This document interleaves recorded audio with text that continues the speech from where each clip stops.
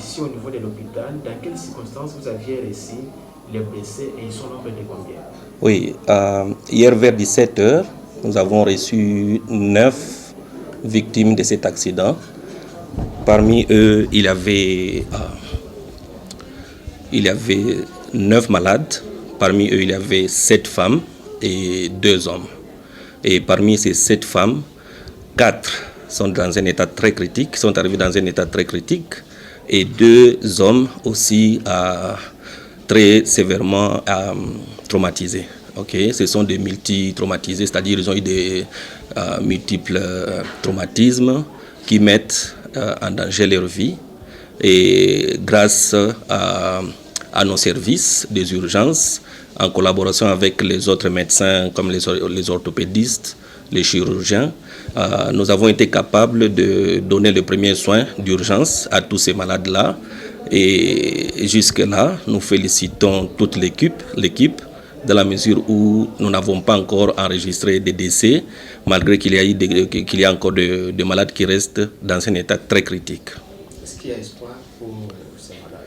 Bien, nous faisons tout ce que nous pouvons, nous sommes des médecins, mais on doit vous signaler qu'il y a des patients qui sont encore dans un état très critique, mais nous faisons tout ce que nous pouvons pour qu'ils puissent retrouver la vie. Nous espérons, comme vous êtes médecin, comme vous le dites, qu'on peut espérer donc qu'il y a une vie pour certains ou bien? Bien, les souhaits est que tous se remettent, mais nous faisons tout ce que nous pouvons avec le paquet minimum de prise en charge que nous avons. Et arriver jusqu'aujourd'hui sans avoir enregistré un décès, c'est déjà un exploit dans la mesure où nous avons des malades très, très, très graves. Et s'il y a 1 ou 2 qui peuvent mourir, mais nous on ne le souhaite pas, nous faisons tout ce que nous pouvons pour les sauver. Est-ce que oui, pour le moment, nous avons des compétences capables de donner les premiers soins d'urgence de qualité souhaitée. N'empêche, nous avons peut-être besoin d'autres compétences parce que lorsqu'il y a des malades qui sont très graves, l'approche est multidimensionnelle. Et là, nous avons besoin des services de tous les autres médecins qui souhaiteraient venir, par exemple, donner un coup de main ou pas, mais les médecins qui sont déjà là font bien leur travail. C'est fréquent ici chez vous? Oui, c'est très fréquent parce que Île Africa, c'est un hôpital très, très sollicité ici dans la ville de Goma et c'est reconnu comme un centre de formation, un centre de prise en charge avancé par rapport à d'autres hôpitaux qui se trouvent dans la ville. Et nous recevons très souvent des malades dans un état très critique, mais nous faisons de notre mieux pour sauver des vies. Et les blessés qui les prennent en charge? Le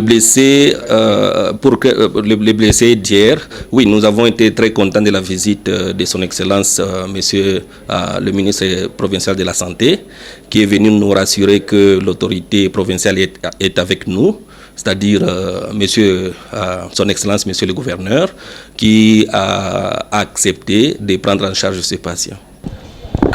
Monsieur le maire, bonjour. Bonjour. Un accident s'est produit dans ta ville, ici à Goma.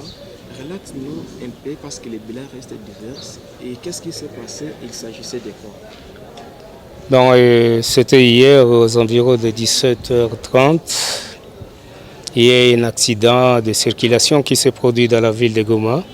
Il y a un camion Ben qui venait de l'aéroport à partance vers la ville qui transportait des sables. Arrivé en cours de route, le chauffeur a connu un accident. Je ne sais pas confirmer s'il était sous le temps d'ébriété ou c'était une panne technique. Je ne peux pas le confirmer puisque je n'ai pas vu le chauffeur.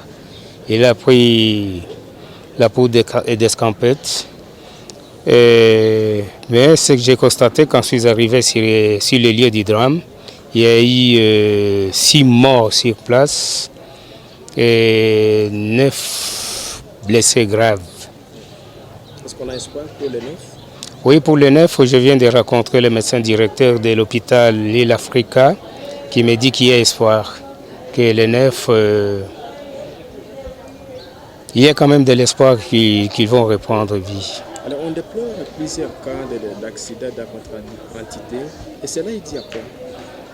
Bon, vous voyez que nous avons fait une opération de réglementation de circulation sur la route, puisqu'il y avait beaucoup d'embouteillages ici à Goma, dans la ville.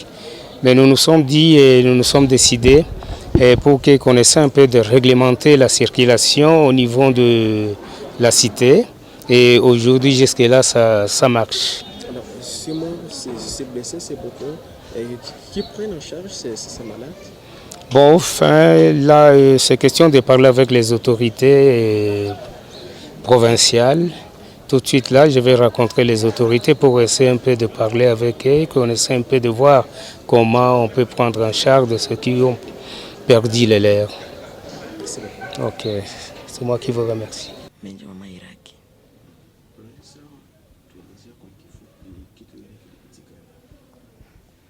Jana tulikuwa tunaisha pale kwa barabara Maonyo na Mahembe.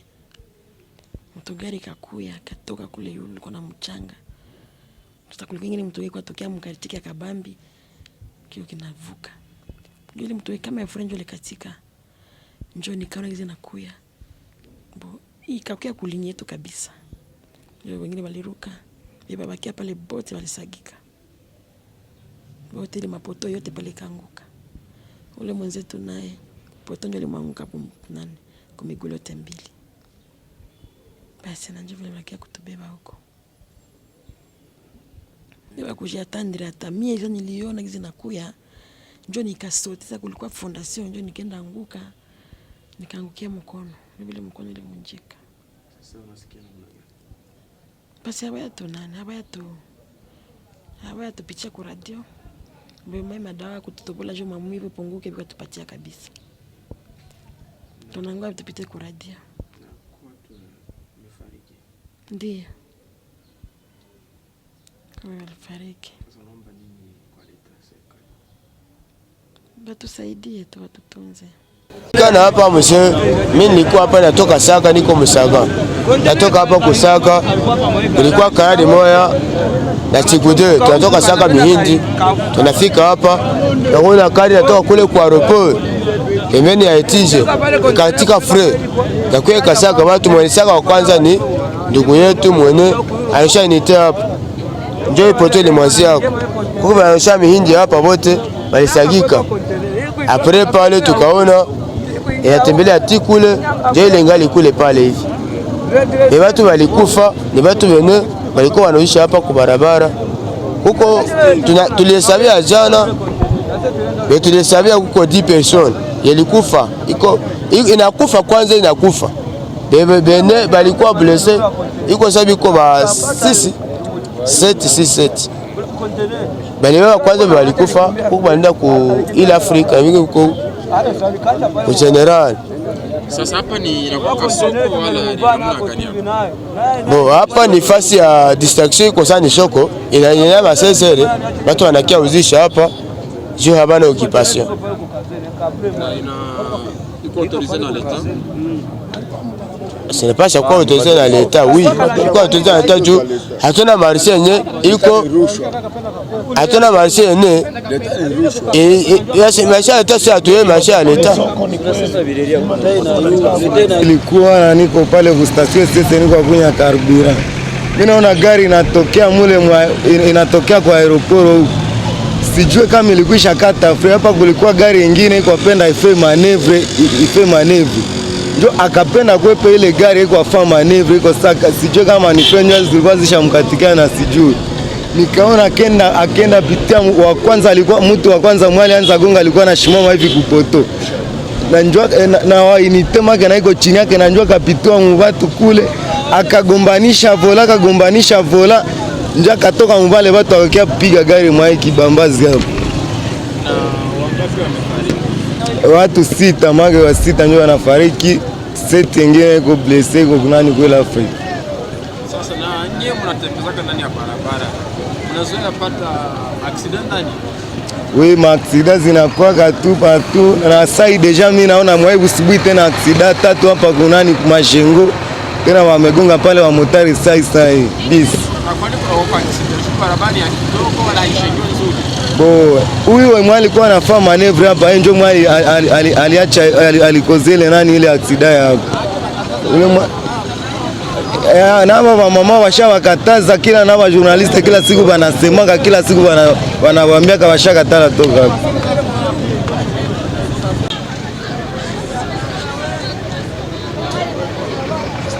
Sasa ile gari litoka kule ulu iko na kimbika anza saga watu hapo.